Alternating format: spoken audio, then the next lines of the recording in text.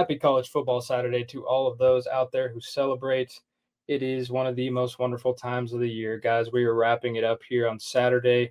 College football is not over, but Texas A&M did just wrap up their game against Utah State. This episode, guys, we're going to get into it. I'm going to talk about the things that I liked, the things I didn't like, give a quick recap of the game, and then we'll get out of here. So, howdy, fans of the 12th man. Welcome into the Above the Yell podcast. I'm your host, Weston Pope. Guys, we had a lot to take away today from the Utah State game. A&M was at home at Kyle Field, ended up winning 44-24.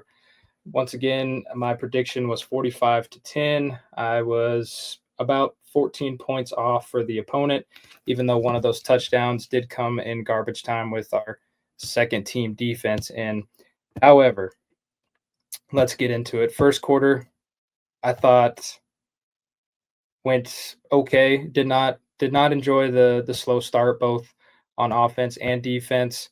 In fact, I believe it took 2 drives before A&M got on the board with a touchdown. However, the defense did let up an early touchdown for Utah State. I did think that Utah State got a little lucky with the toe drag. They're inside the 30-yard line, and just a heck of a catch by that wide receiver. And then also the trick play there on 4th and goal.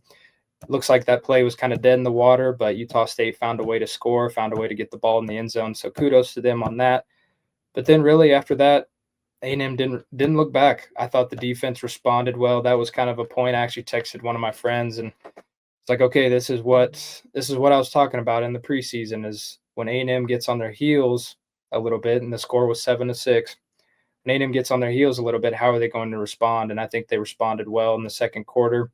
In fact, in terms of yardage, A&M had a total of 186 yards in the second quarter versus Utah State's -15. Utah State had minus 15 yards in the second quarter. Obviously, that's off the back of Cassius Howell's 3 sacks. All 3 sacks were in a row. That was the first time that a college player has had 3 sacks in a row on the same drive since 2015. So history in the making today at Kyle Field. I thought it was a really solid outing. Second quarter, I think, was probably the strongest for A&M. They, like I said, their first quarter was a little lackluster, but second quarter they really turned it on. They had 319 yards through the air today, 235 on the ground. I mean, you can't really ask for much more than that. Marcel had a nice day throwing. Had a little bit of a scare there in the third quarter. Looks like he went down with a little bump there. Utah State guy looked like hit him in the back with his helmet, so it could be a lower back or rib issue. We'll see. But good news is Mike Elko did confirm that Marcel Reed should be fine and should be good to go going forward. So Marcel, he had three touchdowns through the air, 1 on the ground. Offense racked up 554 yards of total offense, and just a really solid outing. No turnovers, which is great. Like I said, defense turned it on in the second quarter, and I think offense finished strong going into halftime.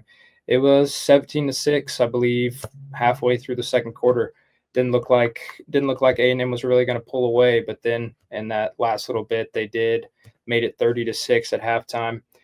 Which is something we did not see against UTSA last week. I was hoping in that game, A&M did have a chance to score before half. Unfortunately, they didn't. But in this game, kind of flipped the switch a little bit, and they were able to get in the end zone and further their lead. Then getting into the second half, once again, kind of a slow start defensively and on offense. They came out of halftime. I believe A&M had the ball first at a half. Utah State had the ball first out of half, and they marched down the field, had a nice drive. I believe they scored on that drive to their wide receiver Will Lee for A&M was in coverage and just looked like he got kind of beat. So need to see improvement there. And then next possession is A&M's.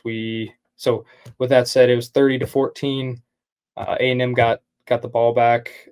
They did not score, but however, the drive after that, they ended up finding the end zone. But once again, just a slow start on both sides, which is a little bit of a concern, especially as you get into conference play, and especially as we are basically on the cusp We're not quite there yet.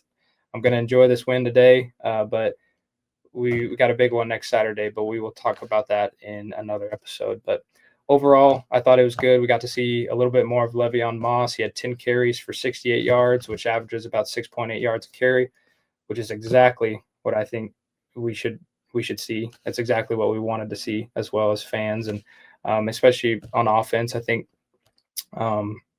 just a lot more from the running game today. A lot more from the running backs. Got to see a lot more of Marcel in that running game as well. He had some good yardage on the ground, and so very, very good day for Marcel. Four total touchdowns accounted for. At the end of the day, there's really not much to complain about other than just the slow start. Hopefully, I think part of that was just because of the early start. I know as fans, I kind of like the early starts. You get to see your team play right off start of the day, and then the rest of the day you just get to enjoy the rest of the college football games. But I know as far as players go, I can imagine it's hard to wake up and want to go smack some guys around at 11 a.m. in the morning. So give them a little grace there. But overall, great showing.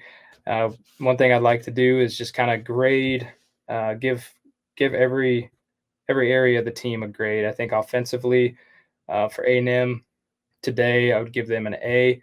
Despite Marcel, obviously he didn't come back in the game after his injury there in the third quarter. Got to see some Miles O'Neal, which was really cool. Came in, had a beautiful touchdown pass to Mario Craver.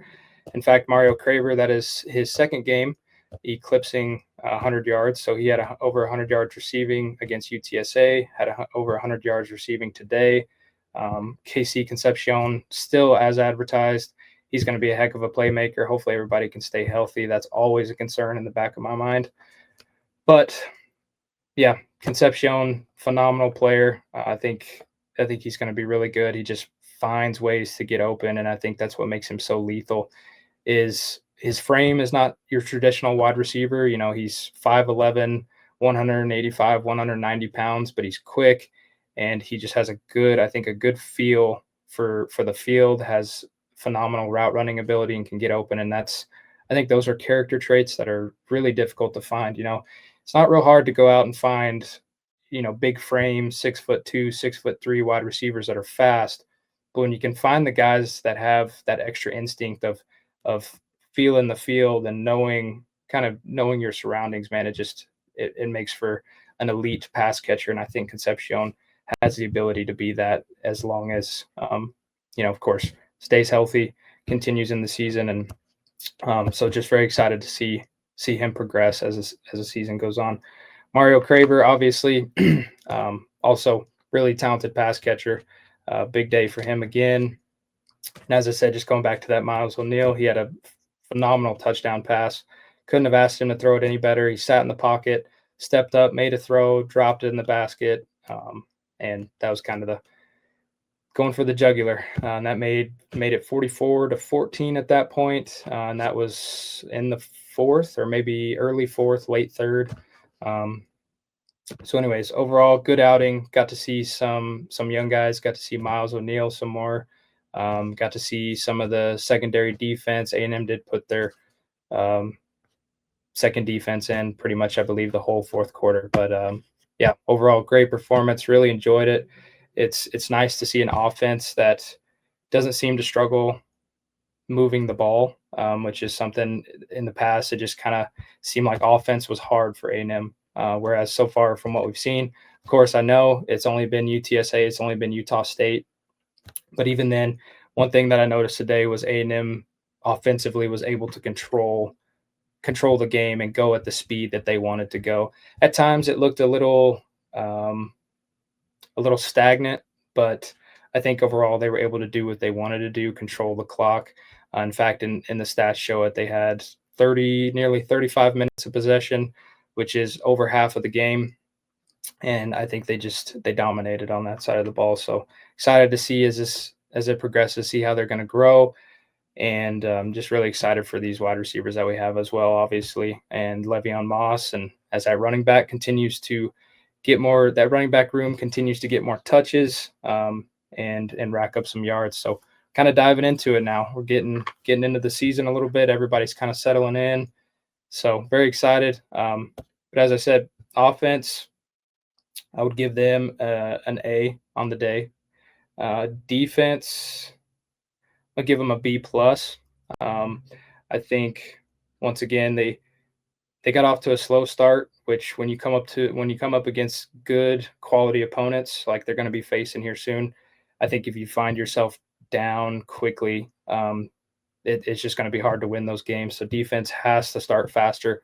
They got to find their groove. I know they found it in the second quarter. They were lights out, but when you come up against those good opponents, it's got to be faster than that. It's got to be right off the bat. So give them a B plus. Special teams was phenomenal again. Terry Bussey, he makes punt returns and kick returns just look easy. It literally looks like he's trotting. So I would give special teams another A plus. Actually, I'm going to bump that down to an A because of the missed field goal by Randy Bond there in the fourth. But as many of you know, Randy Bond, he is not the starter anymore. He actually got beat out, but they did throw him in for that field goal attempt, and it was a long one. I'll give him to that, but he kind of shanked it left. So special teams, I'll give him an A. And then overall as a team, I thought I'm gonna go A minus. Yeah, A minus. I think Utah State, they were able to kind of score a little bit more than I think many of us probably would have liked. But also, I think Utah State has a potential to be pretty good in Mountain West play. They got a pretty good quarterback, I think, in Bryson Barnes, and a couple good wide receivers. So I'll be interested to see how far they make it in the Mountain West. But yeah, that's my recap, guys. Tune in for this week's episode. It should come out Thursday. Be previewing the big matchup in South Bend, Indiana, where A&M will go on the road to face Notre Dame. First big test of the season. Really excited for it. I don't really have a thumb on that game just yet. Don't really know what to expect from Notre Dame, but we'll break it all down here come Thursday. Guys, thank you for watching.